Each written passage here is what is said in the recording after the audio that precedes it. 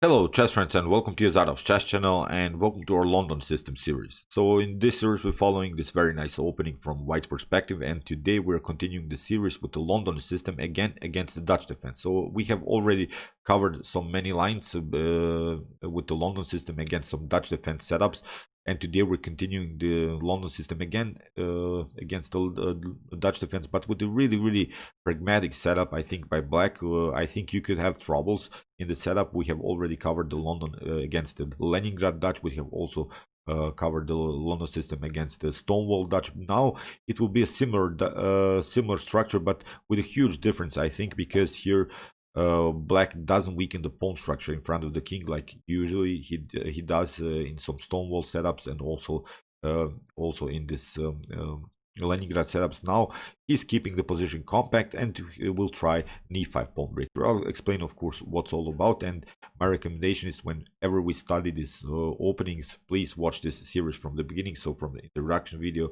part 1, part 2, part 3, part 4, and so on. So let's check out now this setup. We have d4 again, so f5, the Dutch defense. We have bishop to f4, or after e3, e6, or knight to f3, the common London system setup. And now comes the move bishop to e7. In our previous analyzed lines, we have seen the Stonewall Dutch and also the Leningrad Dutch with the move g6. Now Black delays the situation a little bit further. He does want to show his cards. He wants to play simply the move bishop to e7 and castle, and he has still the very nice control of the e4 square. Of course, we have this dominant setup against the e5, but basically what Black wants to do is to crack the position around the square e5.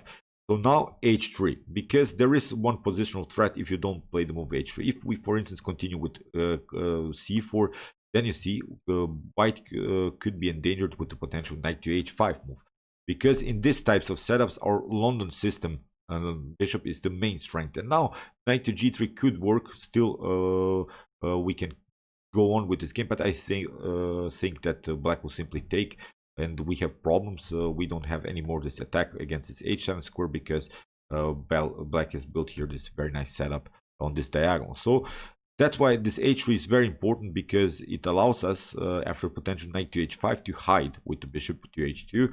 Very important move to realize. And even if you don't, as I said, if we play c4 and after knight to h5 we have played bishop to e5, that's now the main strength of Black's, because still he can proceed with the move d6 and attack our bishop further. So we don't want to lose immediately the bishop, this dark square bishop in an early stage of the game. We want to give it up maybe if the position is really structured like this, so if we really need to give up the dark square bishop. But I think in this position we should stuck to our dark square bishop and continue with the move h3.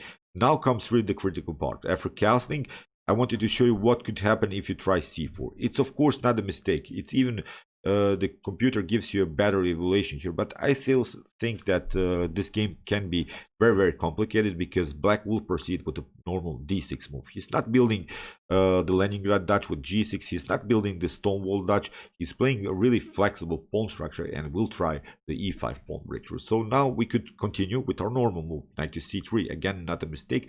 But now comes, I think, really the funny part of this opening, because queen to e8, and if we try even knight to b5, you see bishop to d8 will happen, and Black will try knight to c6 and e5 pawn breakthrough. So that's why after the move h3 and castling, I recommend you really a cool line that I've seen by one of my club colleagues that we used to play together.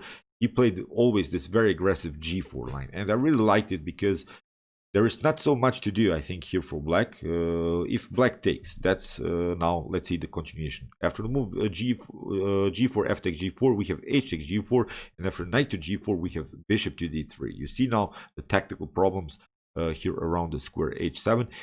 Black could always try the move g6, but now I recommend you to play the move knight to e5, getting rid of the knight. That's the most important thing. After knight to e5, we have bishop to e5, and if d6 happens, now comes really the great tactical shots. Rook takes h7. If d takes e5 happens, then we can simply play rook to h6. We can grab this pawn, and also we can proceed with queen to g4. And I think we could win this game very easily. So it's not so easy here to defend. As I said, if black have to move d6 and rook to h7. If he takes, for instance, the rook on h7, then you get queen to h5, and you see we are already in trouble here from black's perspective. Black is going to be checkmated and it's game over. So that's why this g4 move, I think, is very aggressive. So you see the problems you shouldn't basically take here from black's perspective, but I really like this line because we have already created an attack.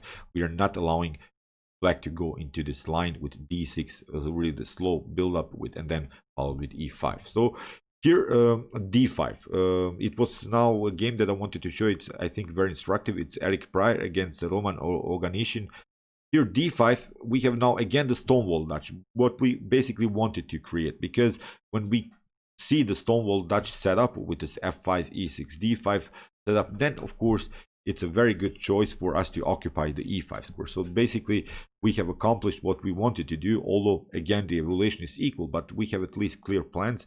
And black will try also probably a knight outpost on e4, but his knight outpost on e4 can always be kicked away, not immediately, but as I always like to say, in long terms, his knight outpost can be kicked away with a potential f3 move. On the other hand, when we jump with a knight on e5, then he cannot kick away the knight with the pawn anymore, because he has already advanced the d5 and f5 pawn. So here g takes f5 was played by white. We have e takes f5, rook to g1. See, we have already a dangerous attack, knight to e4, knight to d2, and now knight to d7, bishop to d3. We're simply continuing to push against this knight. c5 was played, and now d takes c5, knight to c5, and now knight to b3. What we want to do is simply to secure our king now, because we want to play queen to e2 and queenside castling, and then continue our attack here on the g file, because that was our main goal, even if we have to give up maybe the light square bishop. But if black takes here, knight takes d3, then c takes d3, and the knight is out of game. The knight has to move somewhere. Then we could play something like bishop to e5 or knight to e5, cementing simply our position always around this very nice square.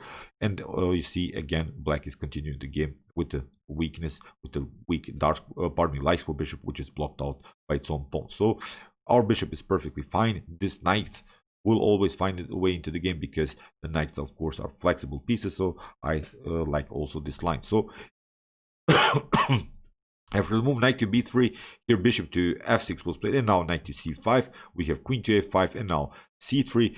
Knight to c3 doesn't bring you so much, because we can simply take after bishop takes c3, king to f1. If you take the rook, we can simply take the bishop, and after queen to c5, we're continuing the game, you see, with the checkmate threat, and it's game over here. Although it is maybe protectable here, but you first, of course, have to take the knight. So that's why this attack doesn't work immediately on the square c3. So that's why queen to c5 was played, and now knight to d4. This was a great move here by white, simply cementing our structure in the center. We're not allowing these pawns to move. These are main weaknesses in black's position. They're really static pawns. Still, we have opportunities to play the move f3, kick away this very annoying knight on e4. But still, we should, of course, first secure our king, because if we play the move f3 immediately, then bishop to h4 will happen, and we get a very annoying check. So bishop to d7, queen to b3, preparing queenside castling, and now b5. We have rook to d1. It is possible to stay with the king in the center. I've explained that also in my introduction video, that in some occasions you'll see this king in the center position in London system games, but that's only possible because the center is closed. The center is static. No dynamics can happen in the center. You would have to I think sacrifice 2-3 minor pieces in order to make something happen, in order to open some files, in order to open some diagonals. Now the rook was on an active square, and here black tried to move a6, protecting the pawn. Queen to b4, a simplification line, because still we have the compact position. And now bishop to c2, getting out of some tactics, because there is this threat bishop takes d4. After e takes d4, the knight could create some discovered attacks. If the knight moves, then the e file opens, for instance. So that's a tactical threat here by black. Here bishop to c2, we have bishop to h4, and now rook to g2. And white got a little bit engendered, but it's really a bad line that black chose here. Here after g5, bishop to g5, and now rook to g2. We have rook to e3, and here simply grabbing the bishop in this position. It was basically game over. Black tried to continue here, but bishop to f5, we have rook to g2, and now king to g3, and simply grabbing this position, rook to b4, and now knight to c6 in this position. Black resigned, but it wasn't important for me to show you this endgame. Let's go back. As I said, here in this position, after castling, g4, very aggressive line, and now g takes f5, now rook to g1, opening the g file. And now it's really time to develop your pieces fast. Bishop to d3, knight to d2, maybe queen to e2, and now queenside castling is basically our main goal. You see there's other sidelines, but I think from this point on you could have a comfortable game. So okay, I hope that you realize these ideas. This is now our last video of the London system versus the Dutch defense. We'll move up now to some other opening lines and opening theory.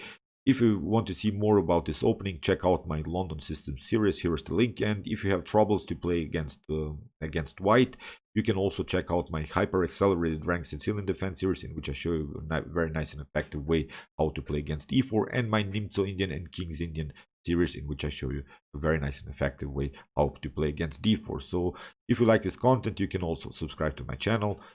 See you soon with some more videos, and chess is the best, of course.